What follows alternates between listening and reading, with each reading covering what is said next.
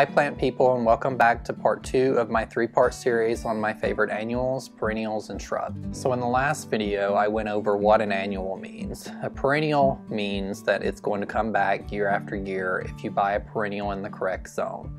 I'm in zone 6A, so that means plants need to be able to withstand down to -10 degrees. I'm actually a little bit on the transition zone between 6A and 6B, so usually I just say I'm in zone 6, which means down to -10. So in other words, what might be a perennial in my zone may not be a perennial in your zone, or vice versa. It may be a perennial in your zone and I can't grow it.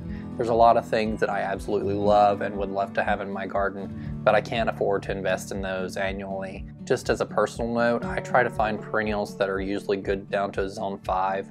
I like to plant in general shrubs and perennials that will go down that zone, just in case for some odd reason we have a fluke and it gets colder than -10, or the weather's just really bad in general. That just means that plant's a little stronger and can withstand that a little better, and it has more likelihood of coming through winter and performing for me very well the next year. So today I'm going to be going over 2 perennials that will look great in your garden and certainly performed well in my garden last year. The first is Cherry Choco Latte Hibiscus. I believe this got renamed from Cherry Cheesecake or something similar from Proven Winners last year or the year before, or it's an improvement of that variety. Let me tell you, these blooms are beautiful. I just purchased it and put 2 of them in the ground this year. I'll show you some photos. They were absolutely gorgeous. So one thing about perennial hibiscus is they take a very long time to get going. In fact, a lot of people will think they're dead in the spring because they won't start showing any life until it gets very warm. But once they get going, they grow incredibly quickly.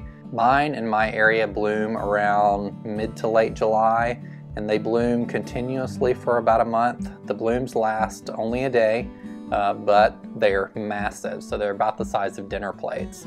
So Cherry Choco Latte gets about 4 foot tall and 4 foot wide. They're good in zones 4 through 9, so pretty much anywhere in the United States you would be able to grow these.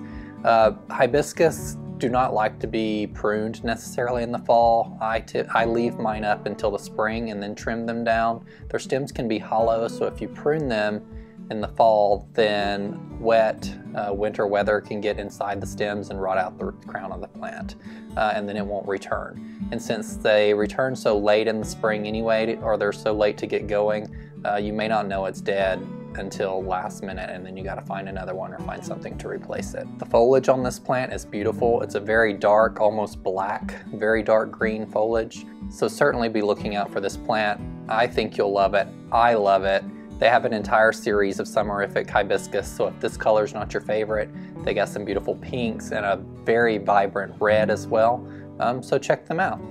The second perennial I'm going to recommend is Pink Lemonade Baptisia. So Baptisia might not be for everyone. I hadn't recognized or seen the plant until this past winter, so winter 2019. And then I saw this specific one and I had to have it. So Baptisia dies completely to the ground in the winter. You wouldn't know it's there. And in the spring, it shoots up very quickly, these beautiful, almost mint green leaves. And this particular variety comes out pink and then yellow. And so it's a bicolor type bloom. And then the rest of the season, after the blooms fall off, it's very airy and ethereal looking. So I really love it. You're not going to get color from it all year, but if you need something that grows into a vase shape, that moves with the wind and kind of provides some beautiful texture in the garden, it's certainly for you. So certainly check those out. So Baptisia in general, and this one specifically, can survive in zones 4 through 9. So just like the hibiscus, it's very versatile and it can survive in a lot of soil types. It gets around 3.5 foot tall and 3.5 foot wide. And when you buy it, it's a small gallon generally, and then it won't seem like much its first year. Mine wasn't huge the first year, but it continues to grow and get fuller as perennials do year after year. Just like the hibiscus, Proven Winners has an entire series of Baptisia, so there's a brown color, which is actually quite lovely. Purples, pinks, you name it, you can probably find it and it'll definitely fit your taste. So go out there and grab you some of those too this spring and this summer. So just like annuals, you can order your perennials online. That's a great resource if you can't find them locally. I always recommend you search locally first, but in some instances, your garden center may just not carry them. So provenwinners.com directly has a lot of perennials you can buy. You can also look on Home Depot or any other source you can find it. Now understand they're probably going to be more expensive online because they got to be shipped and packed to your house. You may be able to talk to your garden center this spring and see if they're going to be getting any in. And if they're not, you could ask nicely and they may be willing to order some for you. Because most likely, if you're looking for something in particular, other customers may be as well. Well, thank you all for joining me on part 2 of 3 of my annuals, perennials, and shrubs to grab this year. I hope you're able to find a spot for these in your garden. They will certainly look beautiful if you do. So get out there. I know you're anxious to get plant shopping.